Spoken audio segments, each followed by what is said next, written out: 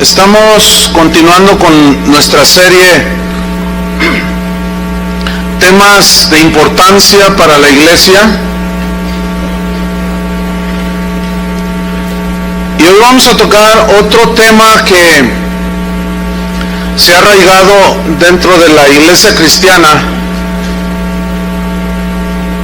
y es un tema que ha causado pues mucha confusión a los cristianos, y se titula ¿Es bíblico decretar? Y vamos a leer Santiago 4 versículo 13. Cuando lo tengan digan ya.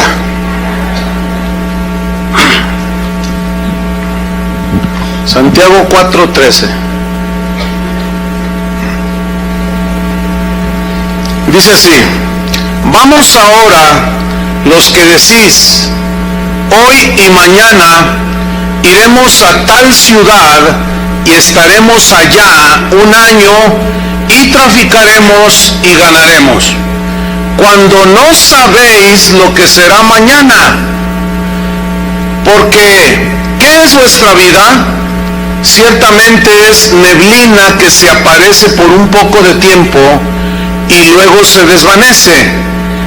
En lugar de lo cual deberíais decir, si el Señor quiere, viviremos y haremos esto o aquello. Pero ahora os jactáis en vuestras soberbias. Toda jactancia semejante es mala. Y el que sabe hacer lo bueno y no lo hace, le es pecado. ¿Qué significa decretar? Según la Real Academia Española lo define de esta manera. Es el dicho de una persona, la declaración de una persona que tiene autoridad y que tiene facultades para resolver, para decidir lo que se debe de hacer. Por ejemplo, un juez en base a las evidencias que tiene, él hace una orden, un decreto, y dice, esta persona debe estar 15 años en la cárcel. El juez tiene la autoridad para dar esa orden. Eso es decretar. Se habla también de un decreto de un presidente. Nuestro presidente puede hacer decretos presidenciales por medio de los cuales él dice, de aquí en adelante ya no va a aumentar la gasolina. Decreto presidencial. ¿Cuántos dicen gloria a Dios? Pero también por un decreto presidencial, o sea, algo que él decide hacer porque tiene la autoridad, tiene la facultad para resolver situaciones y para decidir lo que se debe de hacer. También puede expropiar un predio, etcétera, etcétera, etcétera, por decreto presidencial. Ahora bien, ¿cuántos de ustedes han escuchado algo así como esto? Yo decreto que hoy todo me saldrá bien. Decreto que todo lo que haga prosperará. Decreto bendición de todo tipo sobre mi familia. Decreto bendición sobre mi hogar, sobre mi negocio. Y decreto que Satanás no me tentará. Declaro y decreto que ninguna enfermedad tocará mi vida ni la de mi familia. En el nombre de Jesús, amén. ¿Han oído algo así alguna ocasión? Esta oración es supuestamente una oración cristiana. Ahora vamos a ver un decreto de un esotérico que me encontré allí en internet. Oigamos su decreto de él. Este decreto que voy a leer, o esta declaración de decreto, fue dada el 16 de noviembre del 2007, es decir, poco más de 3 años. Y dice el decreto así: decreto que no haya miseria en el mundo. ¿Ya se fue la miseria? Bueno. Decreto que el hambre desaparezca. ¿Ya se fue el hambre en el mundo? Decreto que los mares no se contaminen. Había de ver a Chapal aquí. Decreto que los animales sean libres y que puedan correr sin miedo alguno. El que va a correr soy yo. Imagínate un tigre ahí corriendo en libertad. Pero este está bien romántico, este decreto está romántico. Decreto que en el aire vuele el aroma del amor. A ver todos, respiren el aroma del amor, porque aquí un esotérico decretó. Decreto que la maldad ya no exista más y que se extinga. Decreto que todo lo malo cambie y que todo lo bueno abunde. Decreto que a todos les sean concedidos todos sus deseos. Decreto que a los que amo tengan todo lo que se propongan tener y hacer. Yo decreto mi libertad y mi prosperidad. ¿Cuál es la diferencia? Bueno, enseguida de este decreto de un esotérico, estaba un comentario de una persona. Se lo voy a leer el comentario que dejó allí escrito. Dice así: los que me conocen no les va a sorprender esto, pero los que no me conocen van a decir, esta mujer está loca, porque no cree lo que decreta. Dice, hoy siento que mi alma explota, tengo ganas de gritar y de decir todo lo que pienso, todo lo que siento, porque no me llega nada de lo que decreto. Ya llevo días en que pienso mucho en esto. Por más que decreto, me pasan cosas y me dan impotencia, me da tristeza y quiero encontrar la solución, quiero tenerla, me siento frustrada al no encontrarla. Por más que declaro y decreto, no sucede nada. ¿Por qué? ¿Alguien me puede ayudar? Atentamente, frustrada. Bueno, eso es del lado esotérico. Ahora vamos a ver del lado cristiano. ¿A cuántos les han dicho o han oído esto? Decreto que tus finanzas se liberan de tal forma que llega mucho dinero a tu cuenta de banco en forma milagrosa. Lo decreto. En un mes a más tardar recibirás la bendición económica que esperas. Yo lo declaro en el nombre de Jesús. Bueno, pasa el mes. 5 semanas para ser generosos. Y no sucede nada. Tu cuenta de banco no solo no creció, se vació. Y te quedas frustrado. Entonces vas con el profeta decretador y tú le dices, oiga, señor profeta, no me ha sucedido nada de lo que usted decretó. Entonces él te dice, de seguro estás en pecado, por eso no sucede. O te falta fe para que recibas la bendición de Dios. Entonces a mí me sale una pregunta. Yo le diría al profeta decretador, a ver, ¿estoy en pecado o no tengo fe? Entonces yo le preguntaría, ¿qué es lo que usted dijo no fue un decreto? Yo no necesito estar bien o mal, creer o no, para que el decreto se cumpla, ¿sí o no? Entonces ya nada más para empezar.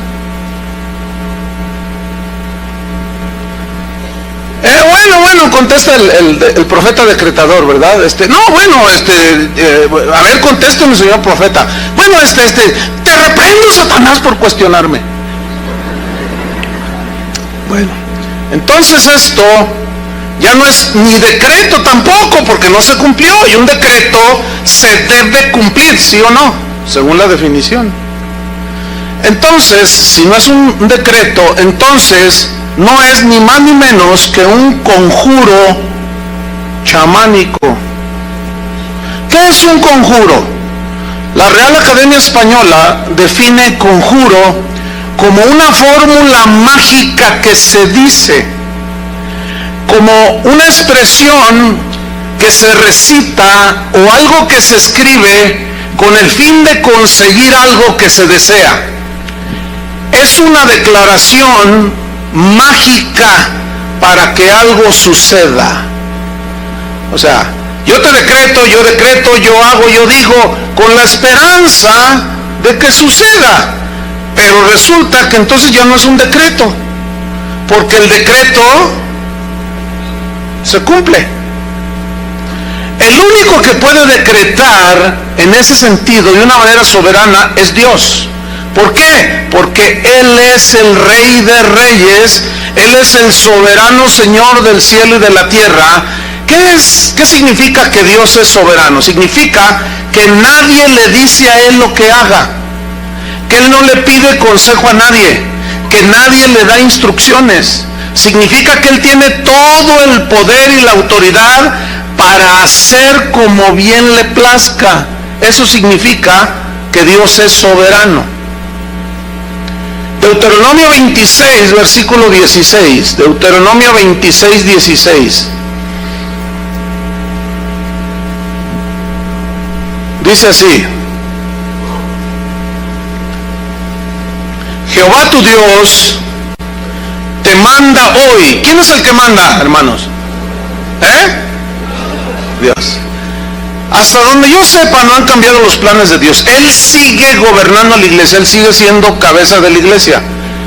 Y en la cabeza está el cerebro, que es el que ordena, ¿cierto? Entonces, queda claro, no hay ningún problema, ¿verdad? ¿Quién es el que manda? Dios, ok. Jehová tu Dios te manda hoy que cumplas estos estatutos y decretos. ¿Quién es el que va a decretar cómo se hagan las cosas? Cómo se digan las cosas, cómo creas las cosas, cómo se deben de hacer las cosas. ¿Quién es el que decreta? Dios.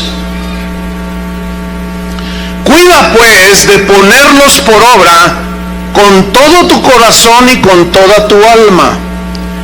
Has declarado solemnemente hoy que Jehová es tu Dios. El problema con el decreto y la declaración es que son diferentes. Una declaración es algo que ya, por ejemplo, yo digo, yo declaro que el Señor está aquí. Ese no es un conjuro, sino es una aseguración, porque el Señor está aquí, porque Él prometió estar con nosotros todos los días hasta el fin del mundo. Entonces, yo declaro y proclamo que el Señor está con nosotros. Esa es una verdad. No estoy diciendo decreto que Él está aquí. No, como que decreto. Suena hasta raro, ¿no? Entonces no hay que confundir lo que es una declaración de algo que Él ya hizo a un decreto que es lo que yo quiero y ordeno que suceda. Entonces estamos viendo que Dios es el que decreta. Pero luego dice en el 17, y tú has declarado solemnemente hoy que Jehová es tu Dios, y que andarás en sus caminos, y guardarás sus estatutos, sus mandamientos y sus decretos, y que escucharás su voz. Entonces, según esta definición de decretar, según la Real Academia Española, que es la autoridad y facultad que tiene una persona para resolver asuntos, para decidir lo que se debe y no se debe hacer, en base a esa definición, a mí me surgen dos preguntas. Número uno, ¿será bíblico que los cristianos decreten y digan lo que debe suceder? Número dos, ¿será bíblico que los cristianos decreten su prosperidad? ¿Será bíblico que los cristianos decreten su felicidad o su éxito empresarial? Yo encontré por lo menos 3 problemas graves en esta doctrina. Número 1, agrede a Dios. ¿Por qué? Porque agrede a Dios mismo en sus planes que Él tiene para cada uno de nosotros. Por ejemplo, cuando yo me convertí, Él tenía una voluntad específica para mí, como lo tiene para ti.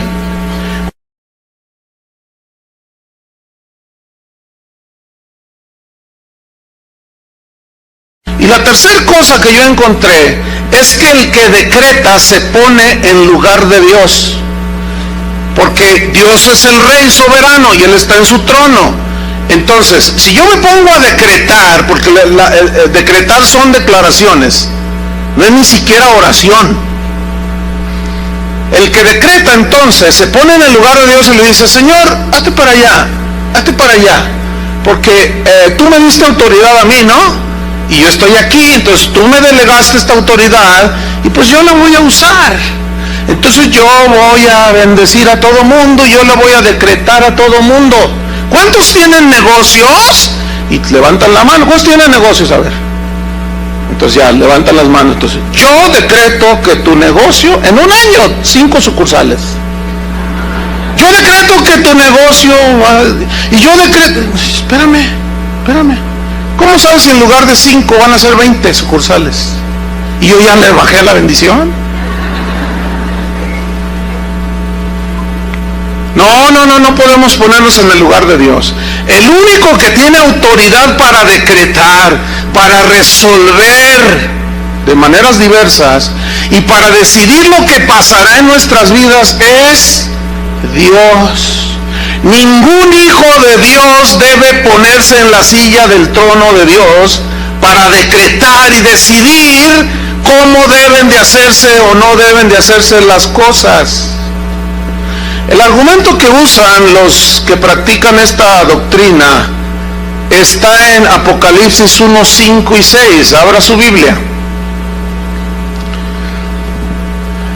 Ellos dicen, decretamos porque el Señor nos hizo reyes y sacerdotes, dicen. Entonces ellos utilizan esta lógica. Dicen, ¿qué hace un rey? Pues reina, ¿no? Entonces nosotros, Él nos hizo reyes para que reináramos. ¿Y qué hace un rey? Un rey emite, ¿qué? Decretos. Pero esa lógica no tiene sustento en la Biblia. Vamos a escudriñar aquí. Apocalipsis 1:5, ¿ya lo tiene? Dice así: y de Jesucristo el testigo fiel, el primogénito de los muertos y el soberano de los reyes de la tierra, al que nos amó y nos lavó de nuestros pecados con su sangre. Versículo 6: y nos hizo reyes y sacerdotes para Dios su Padre. A Él sea la gloria e imperio por los siglos de los siglos. Amén. Ok. Estas personas interpretan estos versículos así. Esto es tomado de una predicación de uno de los que decretan de esta manera, y él está enseñando a un público amplio y dice: la autoridad de rey que tenemos es un derecho delegado por Cristo a sus hijos, y esta autoridad es para ejercer dominio y señorío. Dios le ha dado a cada creyente el derecho de ejercer poder y autoridad en su nombre. Poder es la habilidad divina para obrar cualquier cosa. Pongan mucha atención a lo que dice, Él te ha dado autoridad y poder para ordenarle a las circunstancias, a los problemas que se dobleguen. Tú tienes la autoridad para decretar y ordenarle a los problemas que se solucionen. Lo único que debes hacer es decretarlo en el nombre de Jesús. Simplemente tú le dices en el nombre de Jesús a las cosas y tú lo decretas, y estás usando el poder que Dios te dio y lo liberas a través de tu boca. Tu boca Dios te la dio para decretar, para atar y desatar. Esa situación temporal, como decían, tú le vas a decir: esta situación temporal por la que estás pasando, como que Él está poniéndoles un ejemplo, va a pasar tan pronto como tú le ordenes que se vaya, y que ordenes a los cielos y le des órdenes a la tierra en el nombre de Jesús.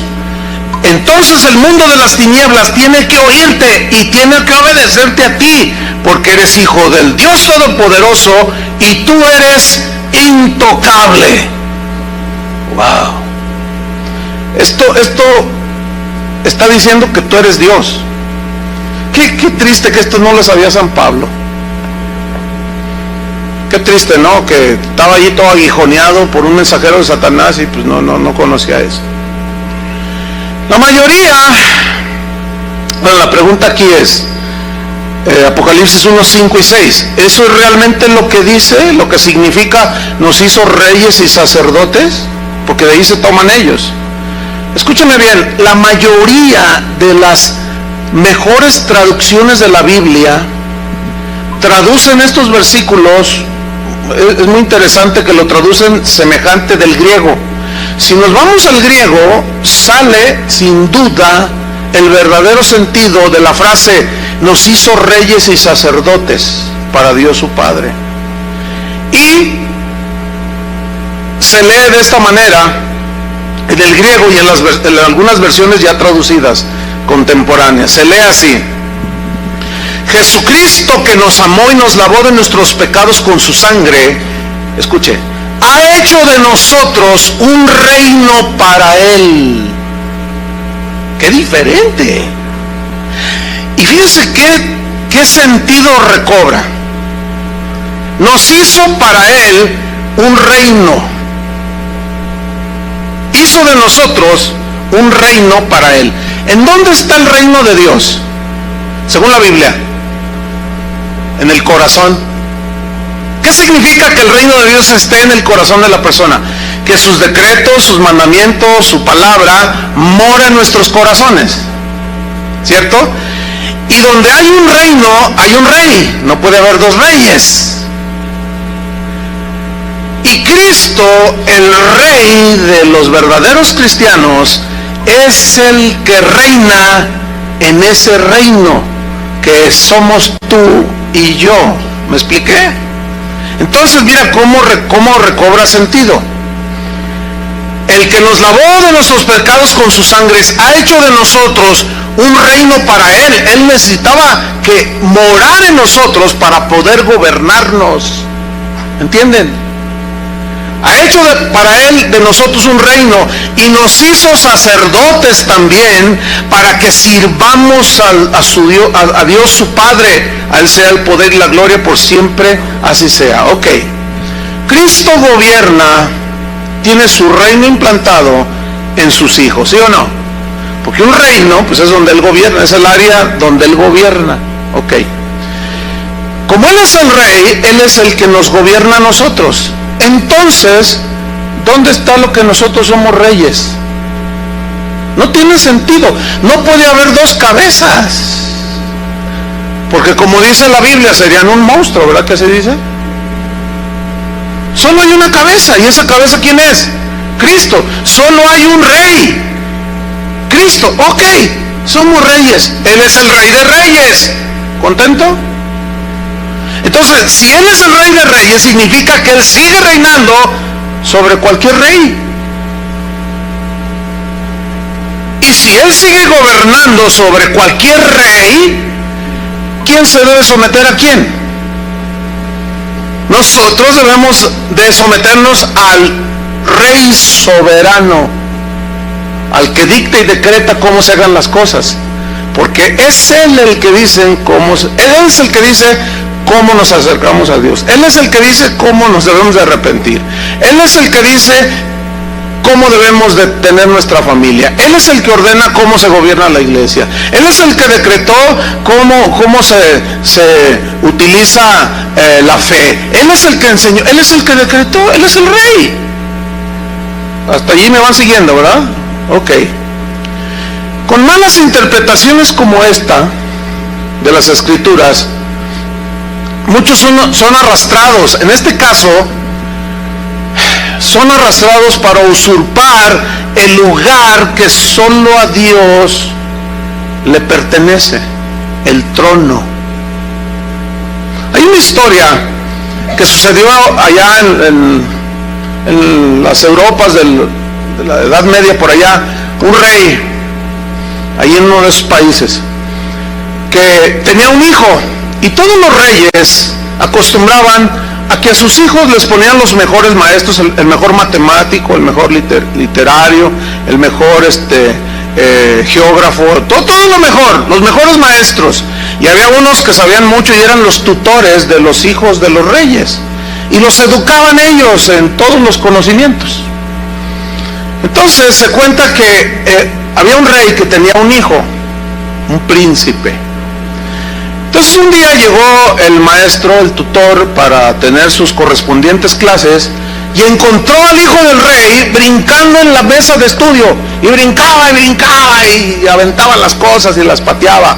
Entonces aquel anciano sabio se le acercó y le dice: príncipe, debería de comportarse como corresponde al hijo de un rey. Y aquel príncipe, futuro rey, le dijo: a mí nadie me dice lo que tengo yo que hacer. Yo me comporto como me da mi gana. ¿No sabe quién soy? Soy el hijo del rey. Y aquel hombre sabio le contestó: precisamente porque eres el hijo del rey, no te puedes comportar como te da tu gana, sino como te debes comportar. Y cayó al mozalbete el príncipe. Y nosotros decimos: somos hijos del rey. ¿Cuántos saben que somos hijos del rey? ¿No sabe quién soy?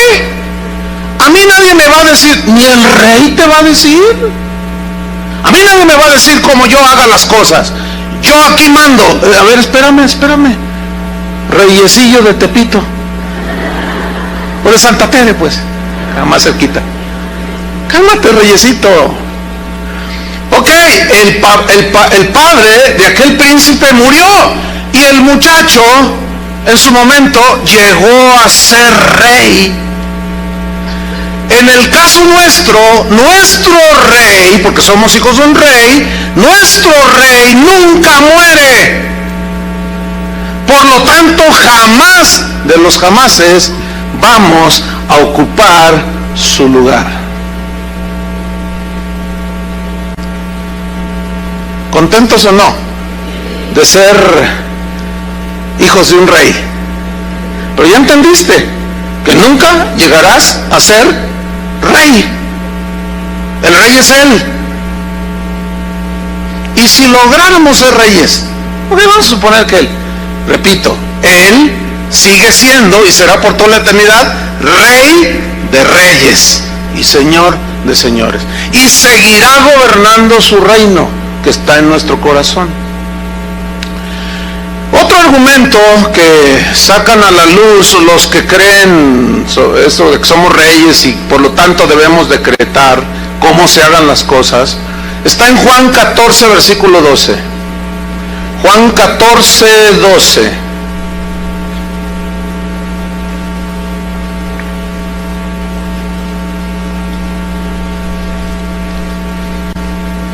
Algunos se confunden un poco y dicen: pastor, entonces ¿cómo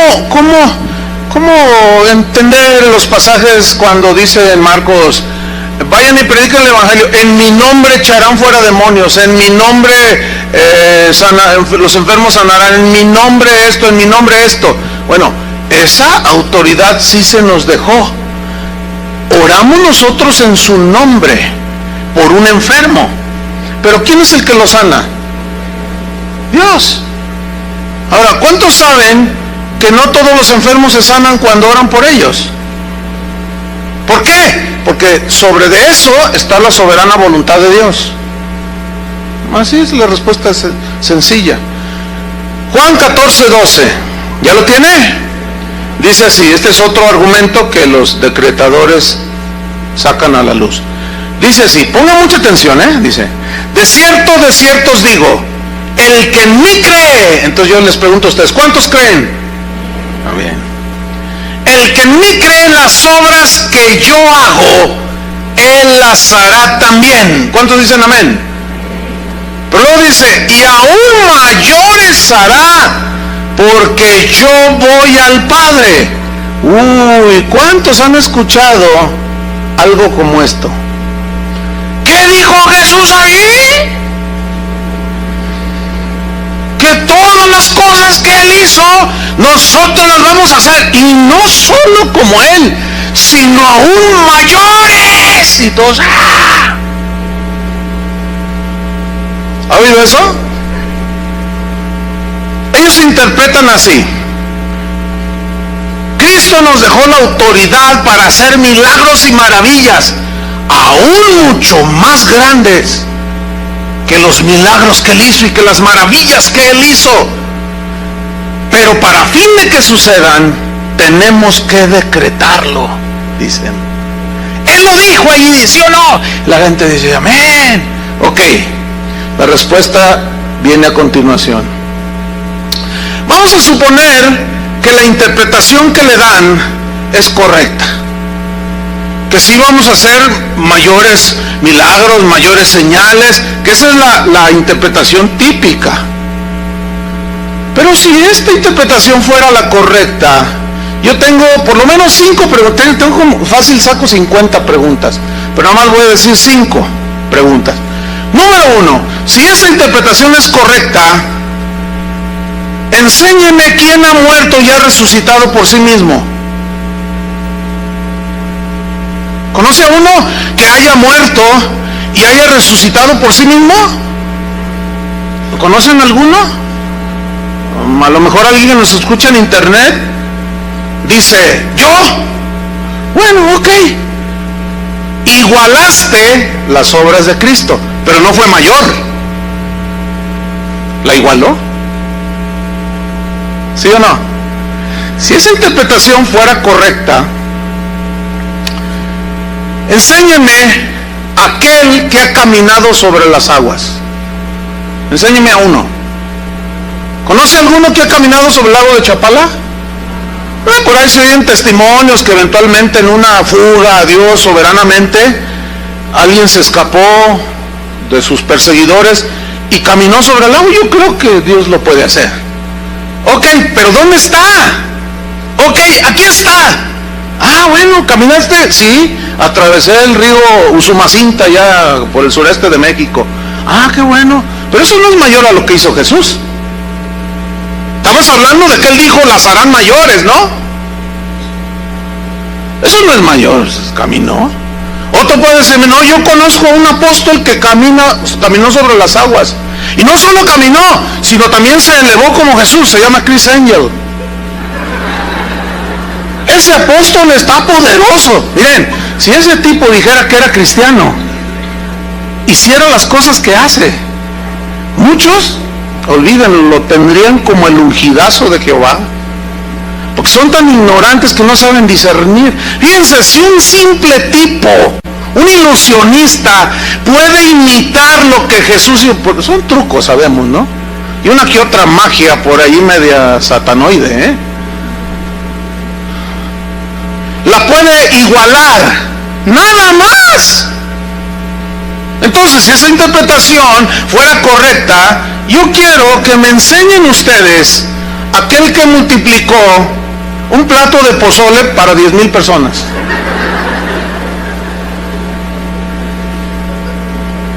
Que hayan ido, no sé, a lo mejor había una campaña a las afueras de Guadalajara y había allí 2,000 personas y alguien de buena...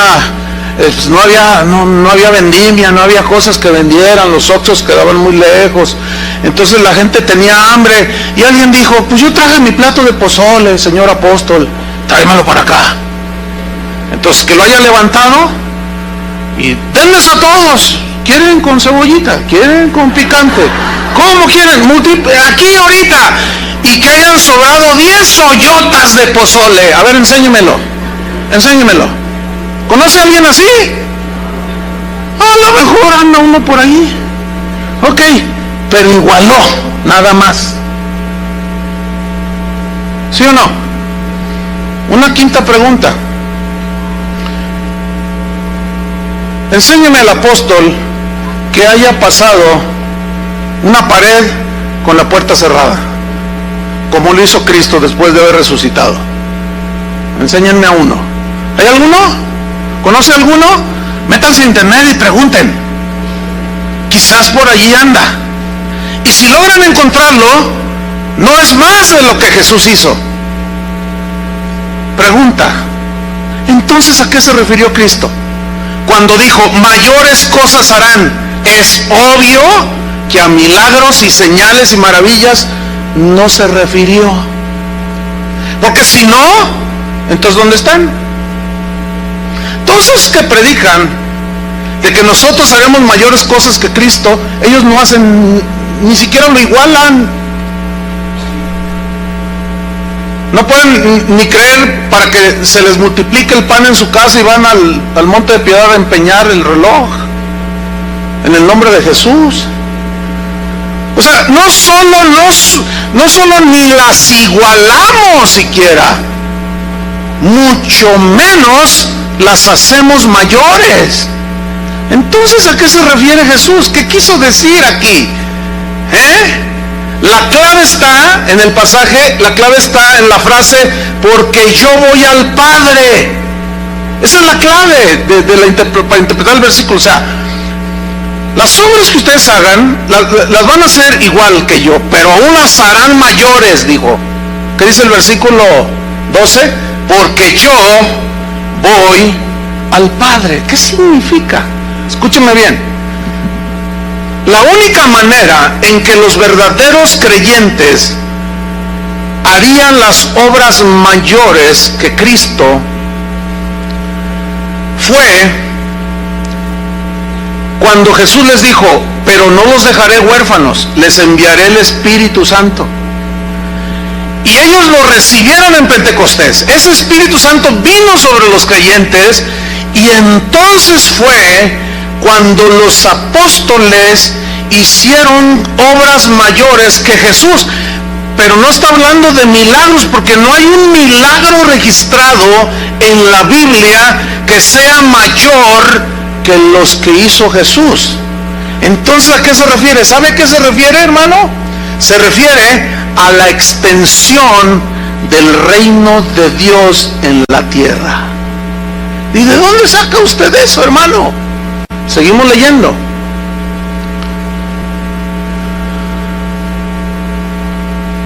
El versículo 13. Quiero que note usted cómo está ligado hacer obras mayores a la oración. ¿Lo alcanza a ver? Versículo 13. Está ligado a la oración. Y si todo lo que pidierais al Padre en mi nombre, lo haré para que el Padre sea glorificado en el Hijo. Si algo pidierais en mi nombre, yo lo haré. Y si me amáis, guardad mis mandamientos. Número 1. ¿Cuál fue su mandamiento cuando Él se despidió de ellos? Ir y predicad el Evangelio. O sea, extiendan el Evangelio. En mi nombre echarán fuera demonios. En mi nombre orarán por los enfermos, sanarán. En mi nombre harán estas cosas. Pero ya establecimos y vimos que no se refería a lo milagroso, sino a la extensión del reino. ¿Por qué? ¿Saben por qué, hermanos? ¿Sabían ustedes que Jesús no viajó más allá de 300 kilómetros a la redonda? Él nunca salió de la región de Judea. Nunca salió. Sus 33 años que Él vivió, ahí los vivió. 300 kilómetros a la redonda, nunca salió. Jerusalén no llegaba ni a 60,000 la población de ese tiempo. Entonces, ¿qué sucede cuando viene el Espíritu Santo que les prometió? Ellos fueron por todos lados. ¿A dónde? Alrededor del mundo, ¿cierto? Cumpliendo el mandato de Jesús. Vayan y prediquen. Ok. ¿Sabe que el apóstol Pablo viajó, hizo 3 viajes misioneros y superó a Jesús el número de gente a la que le predicó? Superó a Jesús con mucho los países y las naciones que Él tocó con sus pies y predicó. A eso se refería. Pedro mismo, cuando recibieron el Espíritu Santo, predicó, y en un solo sermón, ¿cuántos se convirtieron? 3,000. Estableció el reino de Dios en 3,000 nuevos creyentes. ¿Sí o no? A Jesús nunca se le convirtieron 3,000 en un mensaje. Al contrario, al final de su vida se quedó con 11. ¿Sí o no? A eso se refería. Le voy a decir algo, hermano. En los años 90, yo hice un viaje. En esos años yo viajé muchísimo por todo el mundo. Hice un viaje en una ocasión, en los años 90, al Sudamérica. En un mes, hermano, yo le prediqué a más de 1 millón de personas. En un mes. Eran estadios de 70,000, 80,000 personas, 50,000. Hubo explanadas que la gente ni supo cuánta gente iba. El sistema de audio que usaban, como esas bocinas que están ahí arriba, equivalían por lado, llenaban hasta arriba todo lo que es esta plataforma, por lado.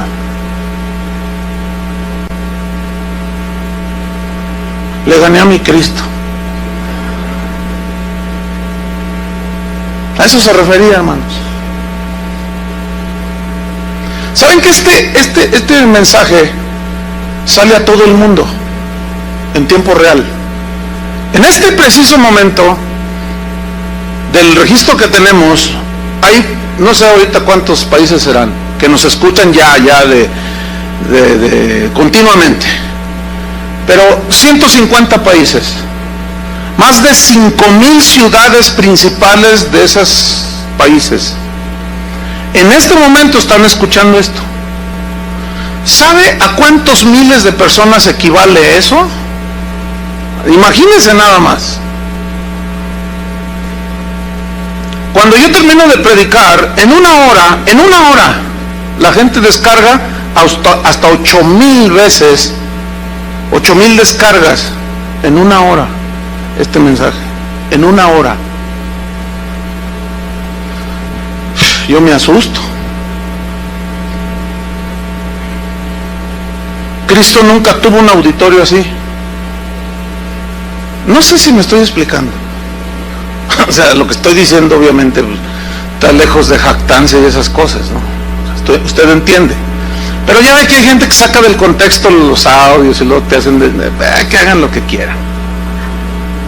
¿Sabe usted que en los tiempos de Jesús, Jerusalén tenía 55,000 habitantes?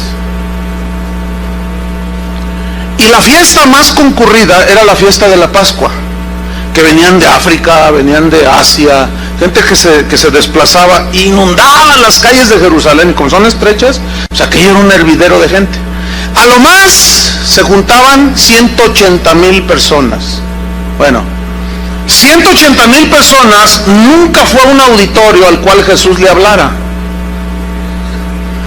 El auditorio más grande al que Jesús predicó fue en el sermón, cuando él multiplica los panes.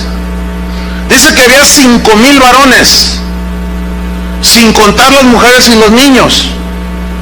Y vamos a ser generosos, vamos a poner 20,000 personas, contando las mujeres y los niños. Ven que son las que más abundan, y los que más abundan son como más nobles con el Señor y como que se acercan más al Señor.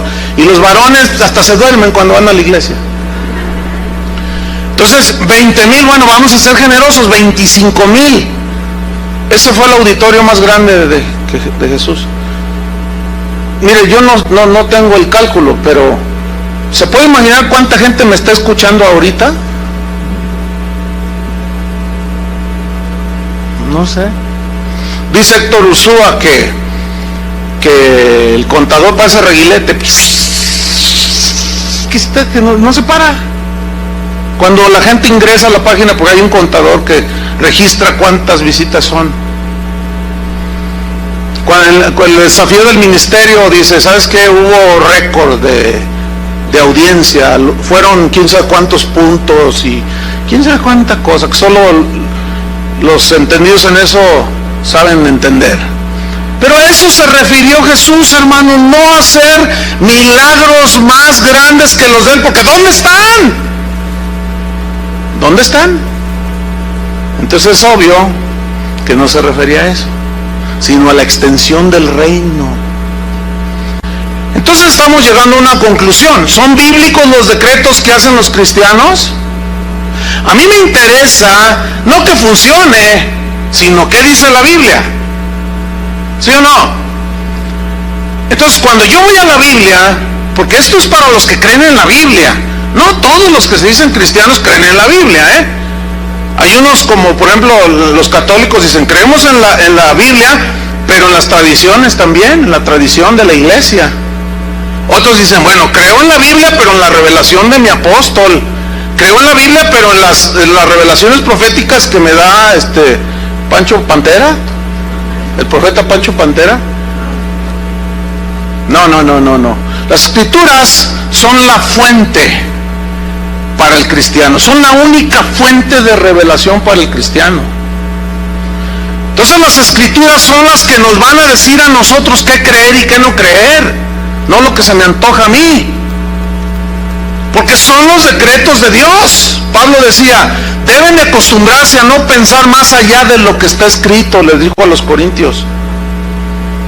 Entonces a mí me interesa qué dice la Biblia. Ahora, ¿cómo enseñó Jesús a orar? Porque él enseñó a sus discípulos. Vamos a Mateo, vamos rápido. Mateo capítulo 6, versículo 6. Aquí está el sermón del monte, curiosamente, que empieza desde el capítulo 5 hasta el 7. Y está enseñando a una multitud que estaba allí en el monte, a las faldas del monte, y él se sentó y comenzó a enseñar a sus discípulos. Y aquí en Mateo 6, versículo 6, él está enseñando sobre la oración. Pregunta, ¿por qué no les enseñó sobre decretar? ¿Por qué él no les iba a enseñar algo que le compete a él solamente? Así de fácil. Mateo 6:6. ¿Listos? Dice así, él está enseñando. Mas tú cuando decretes, ¿así dice? No, porque ni siquiera el decretar es oración. El decretar es una afirmación. ¿Sí o no? No, aquí Jesús dice, cuando ores, ¿qué es orar? ¿Alguien puede decirme qué es orar? Hablar con Dios, así de sencillo. Señor, estoy triste. Fortaléceme. Mi hijita está enferma, Señor. Necesita sanidad. Yo sé que tú puedes sanarla. Entonces tú le pones tus manos y oras por ella en el nombre de Jesús. Y tú estás orando. O simplemente estás orando y le estás diciendo, gracias, Señor, por estos alimentos que me voy a comer.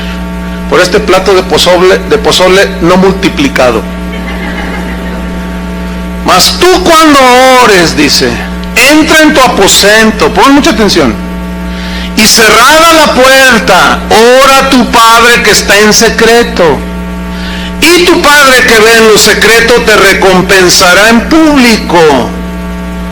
Y orando, no uséis vanas repeticiones, como los gentiles. ¿Quiénes son los gentiles? La palabra gentil significa pagano. Fíjese, también los paganos oran. Dice, pero tú no seas como los paganos que usan vanas repeticiones, que piensan que por su palabrería serán oídos. Ellos piensan. Dice, no os hagáis pues semejantes a ellos. No sean como los paganos que hablan y hablan y hablan.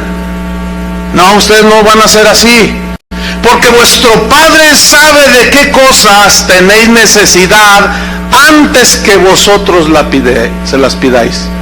Y una señora así, de esas que son humildes, sencillas, pero de buen corazón, preguntó, oh, pastor, ¿y qué caso tiene si él ya sabe mis necesidades? ¿Para qué quiere que se las pida? Pues para que tengas comunión con él. ¿O a ti te molesta que tu hijo te pida? Pues no. Imagínate que tu hijo te dice, mamá, ¿me puedes dar de comer?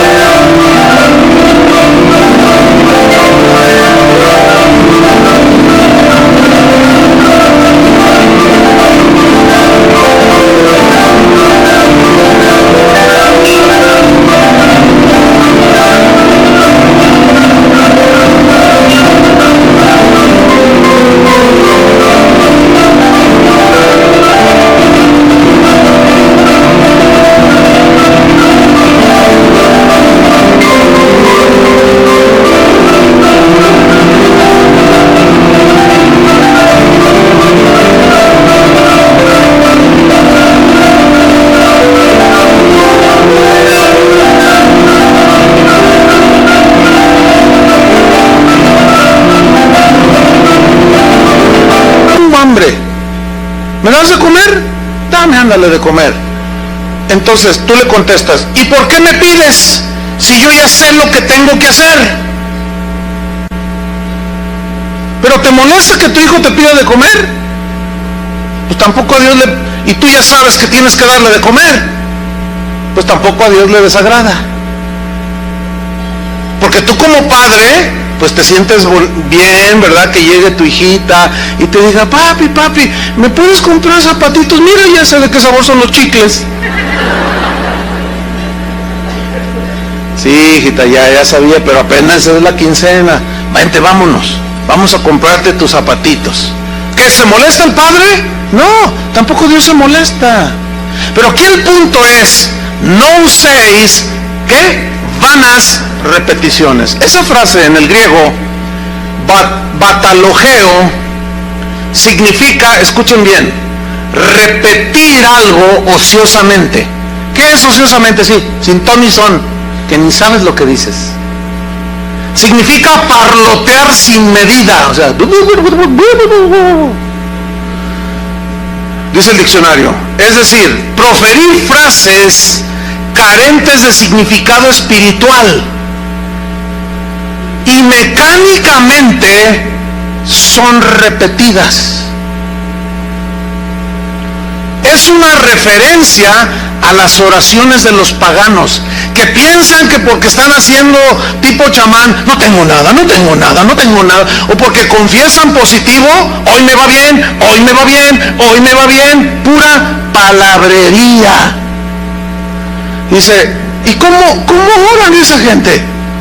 Como los paganos. Y ese tipo de oración ya se metió en los cristianos. Y eso es a lo que se refería Jesús. No oren como los paganos. Ellos piensan que porque hablan, decretan, dicen, establecen y cuanta cosa ya todo les va bien. Porque escúcheme bien, el pensamiento positivo tiene su origen en la metafísica de Aristóteles, casi 300 años antes de Cristo. Él hablaba de la metafísica del lenguaje. Filósofos 300 años antes de Cristo decían, habla positivo para que tus circunstancias cambien alrededor. Y eso es exactamente lo que usted se encuentra en internet por todos lados. Pura filosofía aristotélica. Pero esa filosofía ya se metió a la iglesia. El problema es que la maquillan con 2 versículos. Y ya dicen, es revelación cristiana. No, hombre, ¿qué va a ser revelación cristiana? Porque si yo decreto y ordeno que sucedan las cosas, entonces ¿para qué necesito a Dios? Él quiere que dependamos de Él. Entonces no es decretando, no es declarando que usted va a ser bendecido por Dios, o que usted va a recibir no sé cuántas cosas. La palabra bendición es algo, hay algo que precede a la bendición. Por ejemplo, yo les pregunto a ustedes, ¿cuántos quieren la bendición de Dios? Pues todos levantan la mano. Pero ¿saben qué es lo que precede a la bendición de Dios? La obediencia a sus decretos. Deuteronomio 28. Si oyereis y obedeciereis y hiciereis atentamente la voz de Jehová tu Dios, y si tú guardas estas cosas y las obedeces, yo también te digo que vendrán sobre ti todas estas bendiciones y te alcanzarán. Bendita será tu entrada y tu salida. Bendita será tu casa, bendita será el fruto de tu vientre, bendito tu trabajo, bendito todo lo que hagas, bendito esto, prestarás a otros, tú nunca irás al monte de piedad a pedir prestado. Tú serás cabeza y no cola, la bendición de Jehová estará sobre ti, tus graneros serán bendecidos, abundarán, Jehová te bendecirá. Hasta el versículo 14, y todos dicen, gloria a Dios, aleluya. Pero nadie predica del 15 en adelante. Nadie, yo no he escuchado eso, de verdad. Eso de Deuteronomio 28, de los decretadores de la bendición, nada más citan hasta el 14. Pero a partir del 15 hasta el 60 y no sé cuántos, son más. Dice, pero también te digo que si no obedeces a Jehová tu Dios, vendrán sobre ti todas estas maldiciones y te alcanzarán. No te ajustará la comida. tus hijos serán rebeldes, tú te volverás loca. Así dice. Desvariarás en tu mente, dice. Pedirás prestado, serás esclavo de otros. Entonces, ¿quieren la obediencia? ¿Quieren la bendición? Obedezcan la palabra de Dios. Todas las promesas de Dios están condicionadas a la obediencia. Todas. Absolutamente. Entonces, si yo decreto para ustedes prosperidad, escúchenme bien, anulando tu estado espiritual actual, si tú andas en adulterio, si tú eres un ladrón, si tú eres, iba a decir político, pero no es sinónimo así tan descarado, ¿no? Si tú eres, qué sé yo, un defraudador, si tú eres un zeta que viene a la iglesia, si tú, o sea, eres lo que seas, ¿verdad? Y ya crees que lavas tus pecados porque vienes aquí, entonces te encuentras con el predicador y dice, Dios te ama, ¿cómo estás? Ay, si a veces no soy tan malo. Ayer descuarticé a uno, pero pues ahí está hablando el hombre de Dios, está diciendo que como sea, Dios me ama. Entonces yo decreto que tu negocio prosperará. Yo secuestro 2 al mes. Uy, 10, Dios me va a bendecir.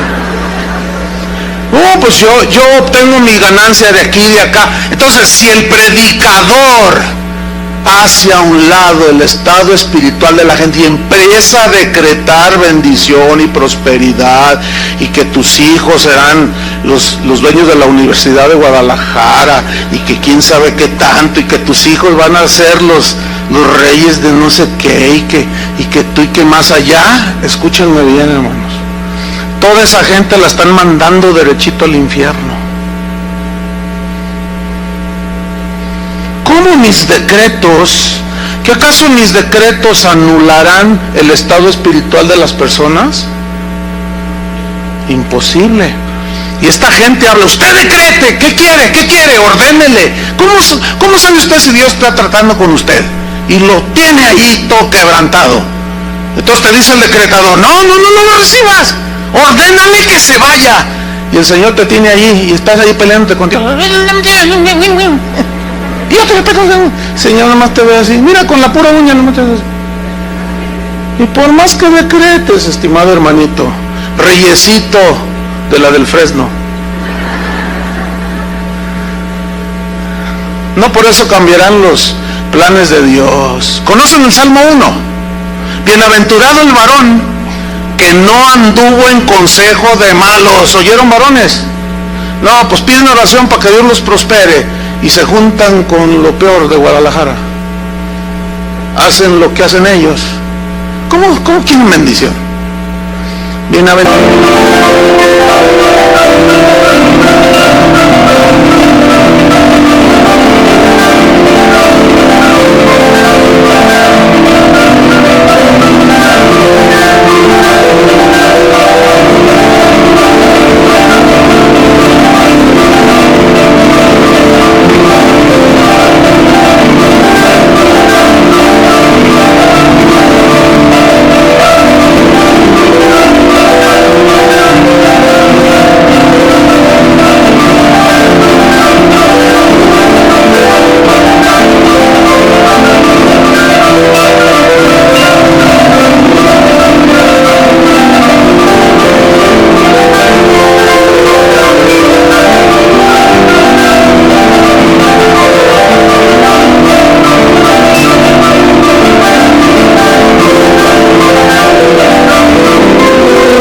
Bienaventurado el varón que no anduvo en consejo de malos, ni en silla de escarnecedores se ha sentado, sino que en la ley de Jehová medita de día y de noche. Sí, cómo no. Meditan de día y de noche. Se la pasan viendo la televisión. Y así quieren la bendición. ¿Por qué tengo malos pensamientos, pastor? Libérame. ¿De qué te libero? Es que tengo muchos pensamientos. Hago una oración de liberación. No, espérame. No. Lo que tienes que hacer es meditar en la palabra de Dios. Llena tu corazón, tu mente de los pensamientos de Dios y verás cómo se van los otros. pero todo quieren mágico. ¿Entienden? Quieren decretar que es algo mágico. Quieren oraciones mágicas. No, hermanos. El hombre, pues, que camina, como dice el Salmo 1, será como un árbol plantado junto a corrientes de agua, que da, ¿qué? Fruto en su tiempo, y su hoja no cae, y todo lo que hace prosperará. Fíjense todo lo que dice antes de la prosperidad. No son los decretos, hermanos, no, es la obediencia. ¿Acuerdan de Abraham? Han oído de Abraham, ¿no? Dice, no lo busquen, en Hebreos 11:8 dice, por la fe Abraham, siendo llamado, obedeció, ahí está la clave, obedeció para salir al lugar que había de recibir como herencia. Muchos quieren la herencia y no obedecen, aunque decretes, mi estimado. Abraham, para fin de recibir la herencia, ¿qué es una herencia? Es riqueza, ¿no? ¿Alguno de ustedes ha recibido una herencia? ¿Algún día? ¿Cuántos han recibido herencias? Algunos han recibido una herencia. Pues, ¿qué se siente? Bueno, a mí me dejó también algo mi papá, ¿verdad? Pero hay algunos que les dejan bastante, ¿no? Imagínate, ¿no? Pues esto te dejó tu papá, entonces tú ves ahí y dices, ay, pues gracias, papi, ¿verdad? Pues soy tu hijo, ¿verdad? Y quedaste bien bendecido materialmente. Una herencia, ok. Pero en el caso con Dios, sus promesas son nuestra herencia. Pero para fin de tener y que las promesas de Dios se cumplan en nosotros, ¿qué pide Dios? Obediencia, hermanos. Le dice a Abraham, salte de tu tierra y de tu parentela. ¿A dónde tú salte? ¿A dónde? Que te salgas. Dice que salió sin saber a dónde iba. Eso sí, es obediencia, hermanos. Yo me lo imagino así. Y Sara más asustada. Sara, vámonos, agarra tu maleta lo que puedas. Y ahí venía la señora. ¿Y a dónde vamos a ir? ¿Cuál autobús tomamos? Pues no, mira, todavía no se inventan, Sara. Pero vamos a caminar, vamos a ver. No, Dios no me dijo a dónde. Dice que salió sin saber a dónde iba. Y en ese obedecer a Dios, el Señor lo guió y lo guió. Fíjate qué tremendo. Hermanos, no es por decretos, ni por anhelos de nosotros, es por obediencia. Pero escúchenme bien, aún siendo obedientes, eso no significa que no va a haber pruebas en tu vida. Job era un hombre temeroso de Dios, justo, recto, íntegro, y Dios lo probó bien tremendo. ¿Qué me dice de Pablo? Pablo era un varón de Dios, temeroso de Dios, ¿sí o no? Irreprensible en los caminos del Señor, fiel a Dios hasta la muerte. Y lo persiguieron, una vez lo apedrearon, le dio un aguijón porque se querían enorgullecer, y el Señor le mandó un aguijón ahí para que tumbarlo y humillarlo y que él no confiara en sí mismo, y lo postró ahí en tierra, aún siendo un siervo obediente, hermano. Entonces estamos llegando a la conclusión de que ¿quién es el que gobierna? ¿Quién es el que establece cómo se hacen las cosas? ¿Quién es el que decreta qué decir, qué hacer y qué no hacer? Dios. Y nosotros, de nosotros ha hecho un reino para Él, donde Él reina. Y yo debo dejar que Él reine. Y yo tengo que ser humilde ante el Rey de Reyes y Señor de Señores. Para irnos sobre el final, Santiago 4:13, que fueron nuestros textos iniciales. Santiago 4:13 al 17. Ahora, fíjese cómo cobran vida estos versículos, después de lo explicado. Sígame ahí en Santiago 4:13. Dice así: vamos ahora, como diciendo, ya cálmate, cálmense ya. ¿Qué se creen? Eso es lo que significa vamos ahora. Síganme. Vamos ahora, ya cálmense. Cálmate, Juanito, ya con tus cositas. Cálmense ya los que dicen, hoy y mañana iremos a tal ciudad y estaremos allá un año y traficaremos, comerciaremos, significa, y ganaremos. Cálmate, le dice Santiago. Cuando no sabéis, versículo 14, cuando no sabéis lo que será mañana. ¿Cuántos de ustedes saben si van a amanecer mañana? A lo mejor saliendo te aplasta el tren. A ver, ¿quién tiene asegurado la vida? No, dice, cálmate. Esos, vamos, cálmense. Los que andan allí diciendo que yo esto, lo otro, y que voy a hacer esto y que no sé qué. Cálmate. No saben lo que será mañana. Porque ¿qué es vuestra vida? A ver, les pregunta. Ciertamente es neblina que se aparece por un poco de tiempo y luego se desvanece. ¿Qué somos? ¿Reyes o neblina? Está bueno para un título de un mensaje, ¿no? Versículo 15.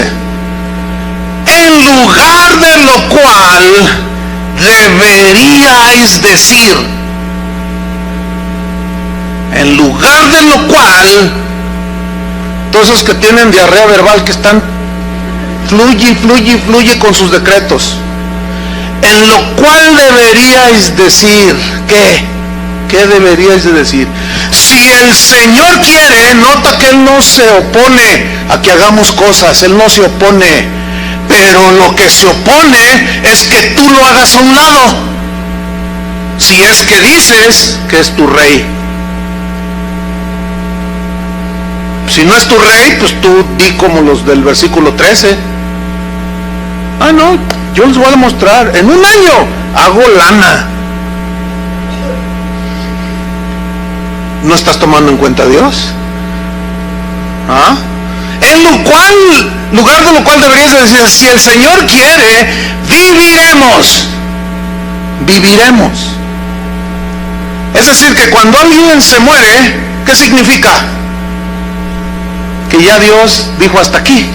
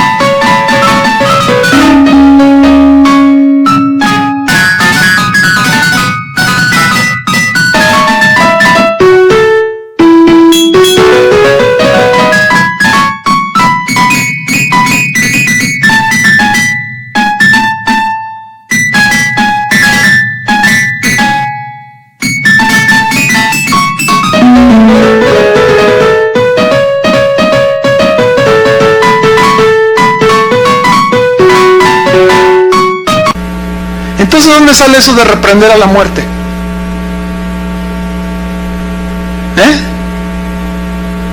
Porque ha oído a los cristianos, ¿no? Y si están reprende y atando y no sé cuánto y decretando que la muerte se larga y se muere el enfermito ahí y están todos así derrotados, pero obviamente el decretador dice, no, lo que pasa, les faltó fe, el diablo se lo llevó, los deja peor a los deudos ahí. De lo cual deberías decir, si el Señor quiere, viviremos y haremos esto o aquello. 16, pero ahora, dice Santiago, os jactáis en vuestras soberbias. ¿A qué soberbia se refiere?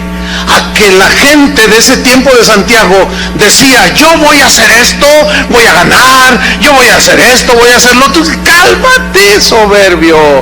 ¿Y dónde está la voluntad de Dios para ti? ¿Y dónde está Dios ahí en todo lo que tú quieres hacer? Bueno, es que Él nos dejó la autoridad para decretar. ¿Y quién te dijo eso? ¿Quién te enseñó eso? No seas soberbio. Dice el 16, pero ahora os jactáis en vuestras soberbias. Toda jactancia, escuchen, semejante es mala. ¿Qué significa jactancia semejante? Que hagas a un lado a Dios. Que me quiero casar, pregúntale si es el hombre. Pero no solo preguntes después de que te casaste, que eso es bien común. Ya se casaron, ya les pusieron sus golpizas. Pastor, ¿será el hombre de Dios para mi vida? ¿Qué quieren que les diga? ¿Que sí o que no? Ante las evidencias. Pero no tomamos en cuenta a Dios. ¿Quieres hacer un negocio y ni te acuerdas de Dios? ¿Quieres hacer cualquier cosa? Ni te acuerdas de Dios. Eso es jactancia, eso es soberbia, eso es hacer un lado a Dios, en lo cual deberíais decir, si Dios quiere. ¿Saben que un hermano hace 1 año y medio me dijo, pastor, fíjate que Dios nos bendijo, bueno, recibimos una herencia y bueno, a mí Dios me ha bendecido, queremos hacerte a ti y a tu esposo un regalo de aniversario de bodas. Ah, hermano, ¿de veras? Sí. Queremos regalarte un viaje a Europa. Órale. Todo pagado, todo. 3 semanas y media, casi un mes. Pero vamos a hacer un viaje, dice, porque yo te voy a acompañar, me gustaría acompañarte. Vamos a ir a todos esos países donde Pablo predicó.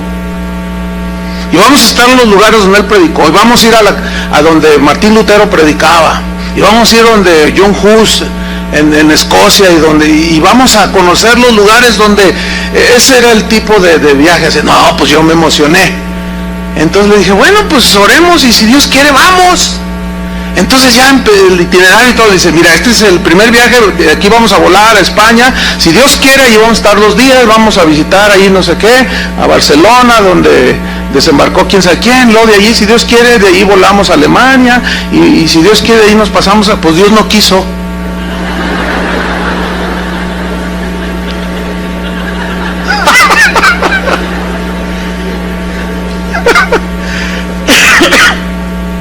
Dios no quiso. A 1 semana de irnos, unos días, pum, que le da un infarto al hermano y casi se andaba muriendo. Y me dice, vete tú, Chuy, están todos los boletos. Le dije, no, ¿cómo crees? Si te mueres tengo que regresarme. Le dije, no, además no haría yo una cosa así. O sea, se me haría de muy mal gusto. Imagínate, te mueres y pues ¿cómo? No, llego tarde a tu velorio. Y todo risa, ¿no? Pero Dios no quiso. Ahora, usted debería de preguntarme a mí, ¿y cuál fue tu reacción? Está buena esa pregunta, ¿no? Pues como si nada hubiera pasado. Simplemente Dios no quiso. Y yo no me frustré. Aquí está mi esposa. Padre, ¿por qué me haces esta? Ya van 4. Porque ya van 4, 2, 3 veces ya con las maletas casi para irnos a Israel y empiezan a tirar bombas 2, 3 días antes y se vuelve a cancelar. Pero ya sé lo que están pensando algunos que me están oyendo, porque los de aquí ya no piensan así. No, usted oró mal. El diablo lo robó. Usted debió de haber decretado, porque eso era una bendición. Usted debería de haber atado al diablo. Usted hubiera reclamado, usted hubiera. Usted debería de haber hecho. Más bien, deberías de decir, si el Señor quiere. ¿O no? Eso fue lo que dije yo. Pregunta, ¿el diablo me robó? ¿Perdí una bendición porque no decreté? No me venga con esas. Yo estoy contento con la voluntad de Dios, hermano. Cuando mi padre murió, que estaba ahí en su cama, yo oré. Yo tengo fe, yo he orado por mucha gente que se ha sanado. Y yo oré por él, le dije, Señor, yo sé que tú lo puedes sanar, no hay nada imposible para ti. Y empecé a orar, y me dice, no, ni ores, me dijo, me lo voy a llevar ya. Así me dijo, claramente. ya es su tiempo para él. Pues yo me levanté, porque me dice el Señor, ve y habla con tu mamá, que por ahí debe andar mi mamá.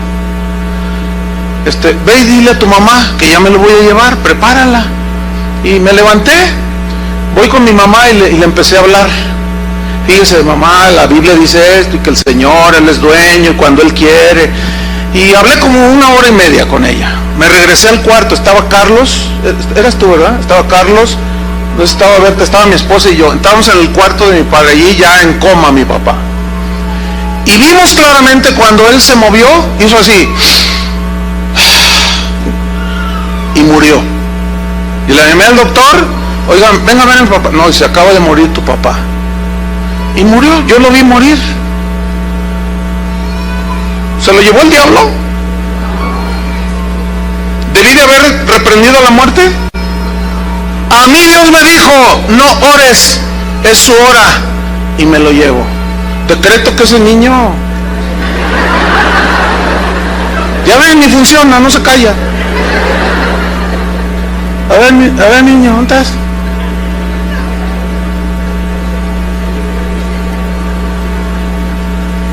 Yo estoy contento con la voluntad de Dios, hermanos, porque nada sucede si Dios no lo permite. Así yo sea el atador más grueso de Ciudad Juárez, ya ven lo que se hizo Juárez. Así yo sea el reprendedor del hombre fuerte de quién sabe dónde. Ahí está la prueba, no funciona. Por más que se puso peor, mírenlo, iba.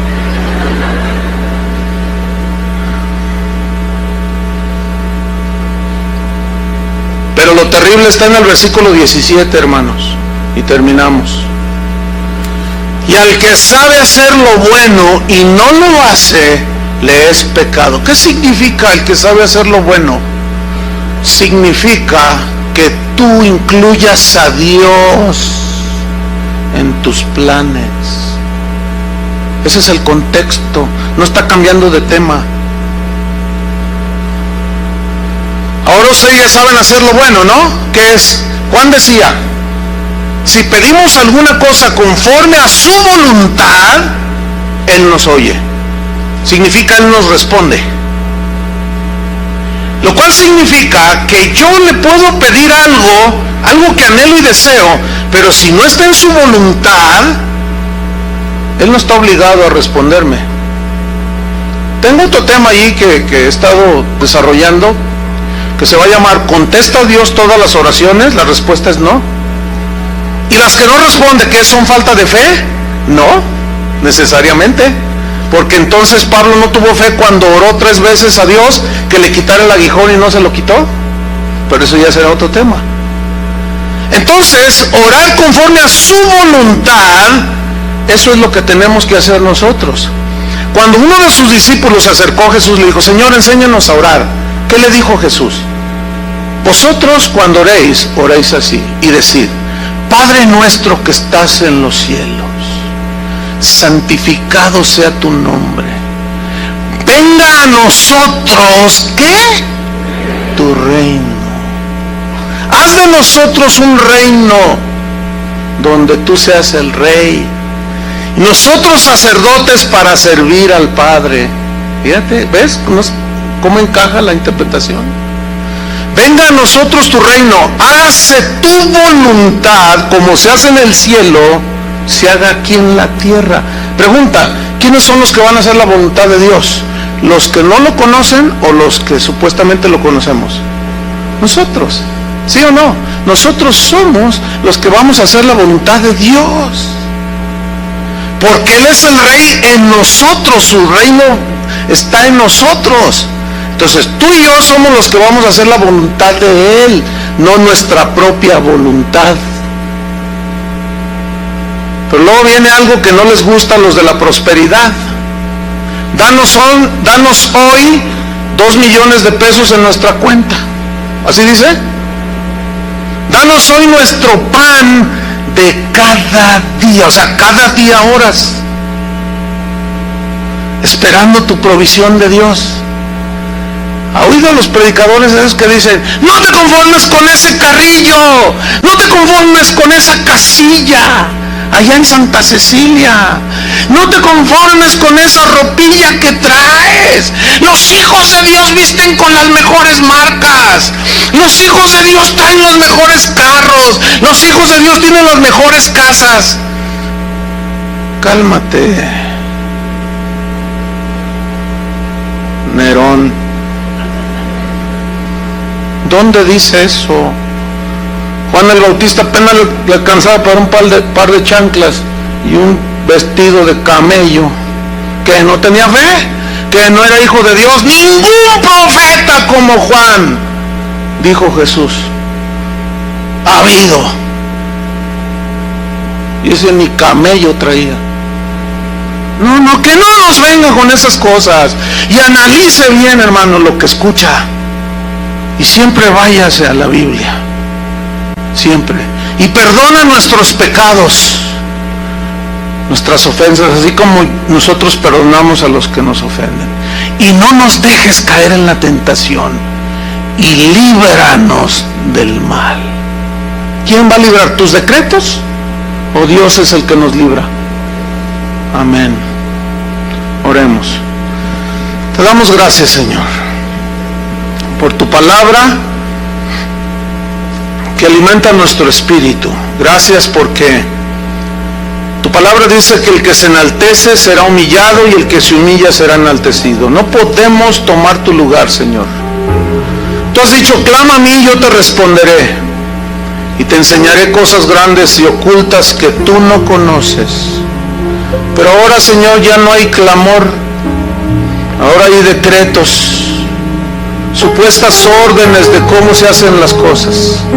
Perdónanos, Señor, porque sin duda en algún momento nos hemos visto envueltos al no discernir lo que escuchamos. Corrígenos, Señor, no queremos ponernos en tu lugar. Te reconocemos en esta congregación como el Rey de Reyes, Señor de señores. Gracias, Señor, por el privilegio que nos diste de hacer esas cosas mayores, y que es extender el Evangelio como tú no lo hiciste, porque estabas limitado a un tiempo como hombre, a un espacio. Pero ahora nosotros, que somos tu cuerpo, llenamos toda la faz de la tierra. Gracias, Señor, porque tú nos corriges. Cuando oremos, Señor, no levantemos nuestra cerviz orgullosa, sintiéndonos dignos y merecedores de las cosas, sino con humildad diciendo: Padre nuestro, tú estás en el cielo, tú eres altísimo. Nosotros somos terrenales, mortales, somos neblina, somos como flores del campo, que hoy son, mañana ya no son.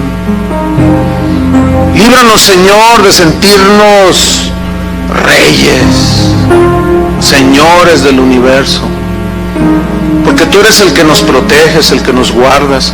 Tú mandas alrededor de nosotros a tus ángeles que nos guarden. Tu Espíritu Santo nos guía a toda la verdad. Tu palabra es una lumbrera a nuestro camino. Límpianos, Señor, con tu sangre preciosa de todo pecado, error, falta, ofensa que te hayamos hecho al ponernos en tu lugar, Señor. En el nombre de Jesús te lo pedimos, Señor.